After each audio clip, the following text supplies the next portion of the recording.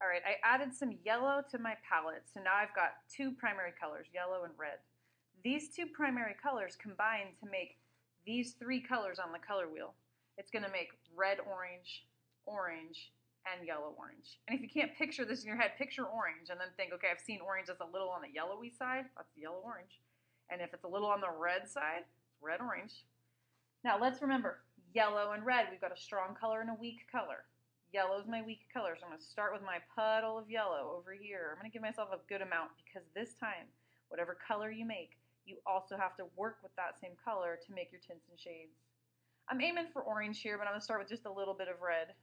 I like to work my secondaries, so my orange, before my tertiaries. What I'm trying to do is get a good relationship. I want this to look like a scale as it steps down here, so I don't want to get too yellowy too fast, then I've got a real problem. All right, that looks like a pretty good orange. From here, I'm going to go ahead and start painting my orange section. You are not going to watch me sit here and paint every little section perfectly. You get the idea. I'm going to do it perfectly in my head, but there you go. There's my orange. I'm satisfied with that color. I need to make my tint and shade of this nice orange. So here's my puddle. Oops, that's right. I need to add black to that. I've got a shade now of my orange. So I'm going to paint that in here. Blah, blah, blah. You get it. Paint perfectly, please. None of this mess. Now I need to clean my brush. Dry it. I'm going to take my white, because white's wimpy, and I'm going to add my pinprick of that yellow orange to it.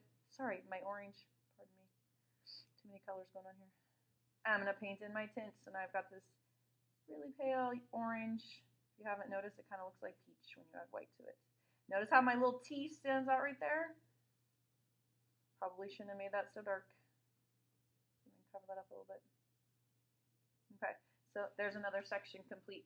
Washing my brush, I'm making a new color. It's up to you how you want to do this. I think I'm going to stick with this puddle, and I'm going to add some more red to it, so now I'm creating a red-orange. Ooh, let's hope I didn't get too dark too fast.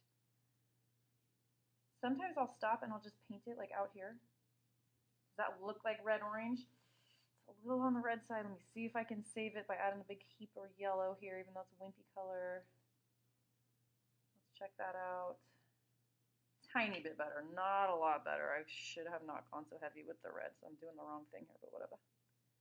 Okay, so I've made red-orange. I'm going to paint in my red-orange section. It should look different from red. It should look different from orange. It should look like it's in between them.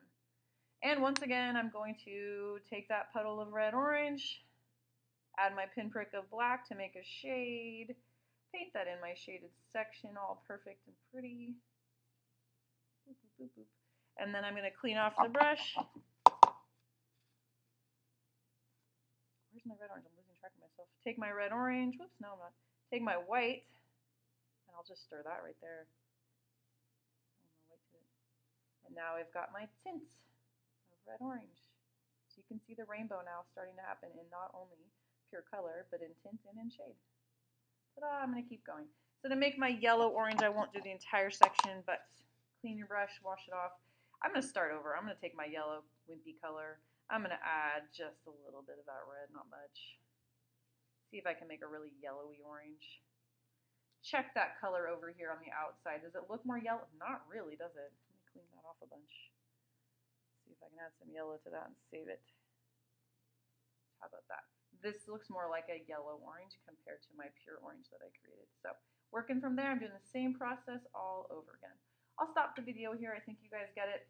You would do the same concept, combining your yellow and blue to make your range of greens, your blue and your red to make your range of violet colors.